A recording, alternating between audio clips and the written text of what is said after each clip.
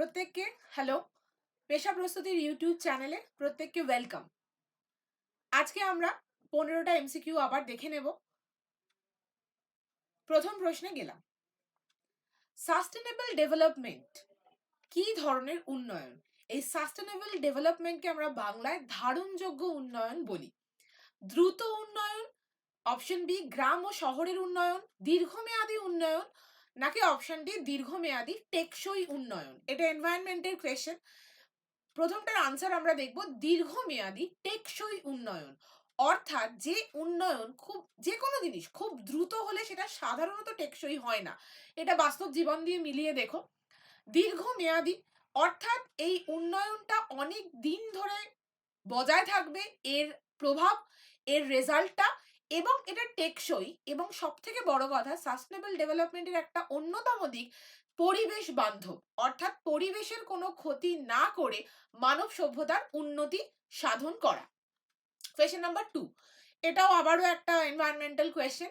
খাদ্য শৃঙ্খলের যে স্তরে জীবের সংখ্যা সবচেয়ে বেশি থাকে, অর্থাৎ যদি আমরা নাম্বার পিরামিড ড্র করি, তাহলে মোস্ট অফ দ্য টাইম কাকে আমরা পিরামিডের বেস তৈরি করতে দেখব? উৎপাদক, প্রাথমিক খাদক, গৌণ খাদক, নাকি প্রগৌণ খাদক? এটার অপশন উৎপাদক, যেটা সাধারণত আমরা দেখি গ্রিন প্লান্টস তৈরি করে। কিন্তু একটা ক্ষেত্রে, একটা এক্সেপশনাল ক্ষেত্রে আহ নাম্বার পিরামিড এই নাম্বার পিরামিডের ক্ষেত্রে আমরা সবসময়ই দেখতে পাই যে উৎপাদক একটা বেস তৈরি করছে, এবং সাধারণত যার নাম্বার বেশি থাকে, যে সংখ্যায় বেশি থাকে, তার কিন্তু বায়োমাসটাও বেশি হয়। এই বায়োমাসের পিরামিডও সাধারণত এরকম আপরাইট পিরামিড হয়, সোজা পিরামিড হয়।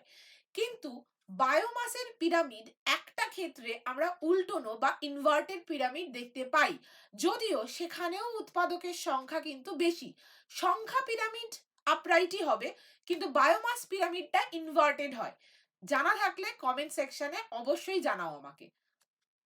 সেরুমেন কি? ঘাম, অপশন বি কান থেকে নিঃসৃত জলীয় পদার্থ, অপশন সি কান থেকে নিঃসৃত সিবাম, নাকি অপশন ডি কান থেকে নিঃসৃত ফ্যাটি অ্যাসিড। এটা সবার জানা প্রশ্ন, ছোট থেকে দেখছো, অপশন সি হবে কান থেকে নিঃসৃত সিবাম। সাধারণত দেখবে হলুদ বর্ণের হয়ে থাকে এবং চটচটে আঠালো একটা পদার্থ। জীবের বিপাকজাত নন নাইট্রোজেনাস ক্ষতিকর পদার্থটি হলো। চারটে অপশন দেওয়া আছে। Option A uric acid, B ammonia, C urea, D ketone body. এই চারটে অপশনের মধ্যে তিনটে নাইট্রোজেন ঘটিত। একমাত্র একটা অপশন, অর্থাৎ এখানে অপশন ডি উত্তর যেটা হবে কিটোন বডি, এটা কিন্তু নাইট্রোজেন বিহীন ক্ষতিকর একটা বিপাকজাত পদার্থ। মেন্ডেলের প্রথম সূত্র কোনটি? স্বাধীন বিন্যাসের সূত্র, পৃথকীকরণ সূত্র, অপশন সি এ আর বি দুটোই, নাকি অপশন ডি কোনোটিই নয়, নান। এখানে আমরা দেখব প্রথম সূত্র, অর্থাৎ মেন্ডেল তার এক সংকর জনন থেকে যে সূত্রটি মানে কনক্লুশনে যেটা এসছিলেন, সেটা হচ্ছে পৃথকীকরণ সূত্র, বা এটাকে আমরা ল অফ সেগ্রিগেশন বলি। কি বলে জানি? Law of segregation. Law of segregation. আর independent law of independent assortment বা স্বাধীন বিন্যাসের সূত্র, এটা কিন্তু মেন্ডেলের সেকেন্ড ল। প্রথম ল কোনটা, সেকেন্ড ল কোনটা, এটা কিন্তু আমাদের প্রত্যেককে মনে রাখতে হবে পরীক্ষার জন্য। Law of independent assortment dihybrid ক্রসের পর মেন্ডেল ইনফারেন্স হিসেবে দেন। 6 নম্বর প্রশ্ন, ড্রোন মৌমাছির ক্রোমোজোম সংখ্যা কত? মৌমাছি সাধারণত, মৌচাকে আমরা তিন ধরনের মৌমাছি দেখতে পাই। একটা ফিমেল দেখতে পাই, একটা মেল দেখতে পাই। এবার বলবে ম্যাডাম তিনটে বললেন, তিন ধরনের মৌমাছি দেখতে পাই, অথচ বলছেন মেল দেখতে পাই আর ফিমেল দেখতে পাই। এই মেলটাকেই আমরা ড্রোন বলে থাকি। তাহলে আরেক দলকে, আরেক দলটাও ফিমেল, কারণ ফিমেলের মধ্যে দুটো ভাগ হয়। একটা হয় কুইন, কুইন বি, আরেকটা হয় ওয়ার্কার বি বা শ্রমিক মৌমাছি, ওয়ার্কার বি। এই শ্রমিক মৌমাছিরাও কিন্তু প্রত্যেকে ফিমেল, কিন্তু তারা স্টেরাইল ফিমেল বা বন্ধা ফিমেল। তাদের সন্তান উৎপাদনের ক্ষমতা বা ডিম পাড়ার ক্ষমতা থাকে না। তাহলে আনসার এখানে কি হবে? ড্রোন মৌমাছি অর্থাৎ পুরুষ মৌমাছি N haploid number of chromosomes থাকে, তার কারণ পুরুষ মৌমাছি বা ড্রোন আমরা দেখি পার্থেনোজেনেসিস প্রক্রিয়ায় অনিষিক্ত ডিম্বাণু থেকে তৈরি হয়। কোয়েশ্চেন নাম্বার 7, ইমাস্কুলেশন কি? এটা একটা পদ্ধতি, গাছের ক্ষেত্রে অ্যাপ্লাই করা হয়। সংকরায়ন পদ্ধতি, ক্লোন নির্বাচন, উভলিঙ্গ ফুলের কেশর অপসারণ নাকি ক্রসিং? এটার আনসার আমরা পুংকেশর অপসারণ দেখব। উভলিঙ্গ ফুলের পুংকেশর অপসারণ করে নেওয়া হয় যাতে সেলফ পলিনেশন হয়ে না যায়, সেটাকে আমরা ইমাস্কুলেশন বলে থাকি। পুকুরের বাস্তুতন্ত্রে জু প্ল্যাঙ্কটন হলো, জু প্ল্যাঙ্কটনের কথা জিজ্ঞেস করা হয়েছে। পুকুরের বাস্তুতন্ত্রে উৎপাদক, প্রাথমিক খাদক, গৌণ খাদক নাকি বিয়োজক? জু প্ল্যাঙ্কটনের রোল কি? জু প্ল্যাঙ্কটনের রোল আমরা দেখব তারা প্রাথমিক খাদক।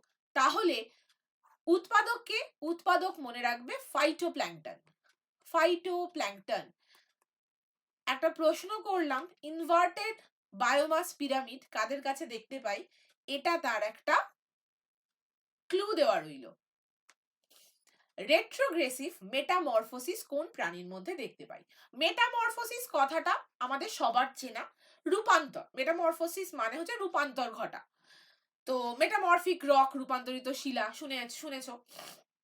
কিন্তু রেট্রোগ্রেসিভ মেটামরফোসিস মানে কি? রেট্রোগ্রেসিভ কথাটার সঙ্গে প্রগ্রেসিভ কথাটা একটু কাছাকাছি মনে হচ্ছে। প্রগ্রেসিভ মানে এগোনো, আর রেট্রো মানে পুরনো। বলে না কোনো পার্টির থিম রেট্রো থিম, অর্থাৎ পুরোনো দিনে যেরকম স্টাইল করা হতো সেই ধরনের। তাহলে রেট্রোগ্রেসিভ মেটামরফোসিস মানে মেটামরফোসিস হওয়ার পর যাকে আমরা পাচ্ছি তার বৈশিষ্ট্যগুলো লার্ভার থেকে ব্যাকওয়ার্ড। লার্ভা উন্নত, কিন্তু অ্যাডাল্ট ফর্মটায় লার্ভার মতো উন্নত ক্যারেক্টারিস্টিক্স নেই। এটার অপশন আমরা দেখে নেব ব্যালানোগ্লসাস, স্যাকোগ্লসাস, অ্যাসিডিয়া আর পেট্রোমাইজনের মধ্যে অ্যাসিডিয়া আনসার হবে। রেট্রোগ্রেসিভ মেটামরফোসিস আমরা অ্যাসিডিয়ার ক্ষেত্রে দেখতে পাই। কোয়েশ্চেন নাম্বার 11, থ্যালাসেমিয়া রোগটি কি ধরনের? X linked recessive, Y linked recessive, autosomal recessive নাকি অটোজোমাল ডমিনেন্ট? জেনেটিক্সের কোয়েশ্চেন, যদি কঠিন প্রশ্ন করতে ইচ্ছা করে এই ধরনের কোয়েশ্চেন আসতে পারে, যদিও এখনকার যা কোয়েশ্চেনের প্যাটার্ন তাতে এই কোয়েশ্চেনটাকে খুব কঠিন কিন্তু আর বলা যায় না। Autosomal recessive thalassaemia, autosomal recessive, chromosome number 11, 11 এর গন্ডগোলে আমরা দেখতে পাই অটোজোমাল রিসেসিভ এই রোগটি থ্যালাসেমিয়া হয়ে থাকে। রিসেসিভ মানে জানো হোমোজাইগাস কন্ডিশন ছাড়া এরা প্রকাশিত হয় না। আচ্ছা, কোয়েশ্চেন নাম্বার 12, ডাউন সিনড্রোম আক্রান্ত ব্যক্তির কততম দেহকোষ ক্রোমোজোমের পরিবর্তন দেখা যায়? ডাউন সিনড্রোম মানুষের আমরা দেখতে পাই ইন্টেলেকচুয়াল ডেভেলপমেন্ট একটু ডিলেড হয়। এই ডাউন সিনড্রোম একটু চোখ খোলা রাখলে দেখতে পাবে আশেপাশে দেখা যায়। খুব কমন একটা ক্রোমোজোমাল অ্যাবারেশন এটা। তো ডাউন সিনড্রোমের মানুষজন একটু মঙ্গোলিয়ান দেখতে হয়, হাইট শর্ট হয়, এবং যেটা বললাম যে ইন্টেলেকচুয়াল ডেভেলপমেন্ট এদের ডিলেড হয়। 21, 21তম ক্রোমোজোম ট্রাইসোমি 21, এটাকে কিন্তু ট্রাইসোমি 21ও বলা হয়ে থাকে। একটা এক্সট্রা, আমরা কি জানি ক্রোমোজোম দুটো করে, একটা ক্রোমোজোম আমরা মায়ের থেকে পাই, একটা ক্রোমোজোম আমরা বাবার থেকে পাই, কিন্তু আমরা এই ট্রাইসোমি 21-এ একটা এক্সট্রা কপি অফ 21 ক্রোমোজোম দেখতে পাই। এবং ডাউন সিনড্রোম সন্তান আমরা দেখি একটু বেশি বয়সী মায়েদের ক্ষেত্রে এই সম্ভাবনা থাকে সেল ডিভিশনের সমস্যার জন্য। আচ্ছা, শুক্রাণু উৎপন্ন হয় সেমিনিফেরাস টিউবিউল, সেমিনাল গ্ল্যান্ড, লেডিগের আন্তর্কোষ বা যেটাকে আমরা ইন্টারস্টিশিয়াল সেলস অফ লেডিক বলে জানি, নাকি প্রস্টেট গ্ল্যান্ড? কিসে? শুক্রাণু। শুক্রাণু কোথায় উৎপন্ন হয় বা স্পার্মস কোথায় উৎপন্ন হয়? Answer seminiferous tubule. টেস্টিসের ক্রস সেকশনে আমরা প্রচুর সেমিনিফেরাস টিউবিউল দেখতে পাই। এছাড়া বাকি অপশনগুলো সেমিনাল গ্ল্যান্ড বলো বা প্রস্টেট গ্ল্যান্ড বলো, এগুলো সাহায্যকারী গ্ল্যান্ড। বিভিন্ন ধরনের সিক্রিশনস হয় এখান থেকে, স্পার্মকে মটিলিটি দেওয়ার জন্য, স্পার্মের নিউট্রিশনের জন্য, এই ধরনের কিছু কাজ থাকে। আর লেডিগের আন্তর্কোষ বা ইন্টারস্টিশিয়াল সেলস অফ লেডিক এর একটা ইম্পর্টেন্ট ভূমিকা রয়েছে। মেইন মেল হরমোন অর্থাৎ টেস্টোস্টেরন যে খরিত হয় সেটা কিন্তু লেডিগের আন্তর্কোষ থেকে খরিত হয়। শুক্রাণুকে পুষ্টি কে দেয়? Leydig cell, Sertoli cell, prostate gland নাকি সার্ভিক্স? অপশন ডি হবে না, সার্ভিক্স আমরা ফিমেল বডিতে দেখতে পাই। ভ্যাজাইনার পরবর্তী অংশ, যেখানে জরায়ু শুরু হচ্ছে যে জায়গায়, সেটাই আমাদের সার্ভিক্স নামে পরিচিত। তো জরায়ু মুখ বলা হয়। দেখবে সার্ভাইকাল ক্যান্সার, সার্ভিক্সের ক্যান্সারকে জরায়ু মুখ ক্যান্সার বলা হয় বাংলায়। তো সেটা মেয়েদের পার্ট। এই সার্টোলি সেলস, সেমিনিফেরাস টিউবিলকে যদি আমি রাফলি আঁকি, তাহলে বিভিন্ন যে মাদার সেলস গুলো আছে যেখান থেকে স্পার্ম তৈরি হয়, তার মাঝে মাঝে আমরা এরকম কিছু বড় সেলস দেখতে পাই। বড় বড় সেলস দেখতে পাই যেখানে স্পার্ম এরকম মাথাটা ঢুকিয়ে দিয়ে থাকে। কেন থাকে? কারণ সে পুষ্টি সংগ্রহ করে এবং সার্টোলি সেলসে পুষ্টি সংগ্রহ করে ম্যাচিওর হয়। যে কারণের জন্য সার্টোলি সেলের আরেকটা নাম নার্স সেল। তাহলে প্রশ্ন কিন্তু শুধু এটা না, এটাও আসতে পারে নার্স সেল নামে কোন সেল পরিচিত? তাহলে আনসার হবে সার্টোলি সেলস। লাস্ট কোয়েশ্চেনে চলে যাই। মানুষের পিত্ত গ্রন্থি থেকে উৎপাদিত নিম্নলিখিত হরমোন কোনটি? Progesterone, oestrogen, relaxin, H C G. সবকটাই ফিমেল হরমোন এবং পিত্ত গ্রন্থি অর্থাৎ কর্পাস লিউটিয়াম আমরা ফিমেল বডিতেই দেখতে পাচ্ছি। এটার আনসার হয়ে যাবে অপশন এ, প্রোজেস্টেরন।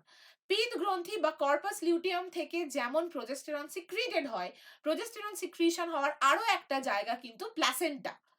অবশ্যই বুঝতেই পারছো, প্ল্যাসেন্টা বা অমরা, ফিটাস যখন এমব্রায়ো যখন ইমপ্লান্টেড হয়, তখন আমরা অমরা বা প্ল্যাসেন্টা গঠন হতে দেখি। তো প্রেগনেন্ট জেস্টেশন পিরিয়ডে প্রেগনেন্ট মহিলাদের শরীরে আমরা দুটো সোর্স পাই, একটা পিত্ত গ্রন্থি, আরেকটা প্ল্যাসেন্টা। এই অবধি রইল 15টা questions complete. Thank you class. আর যেটা কমেন্ট বক্সে জানাতে বললাম সেটা কিন্তু জানিও। Thank you.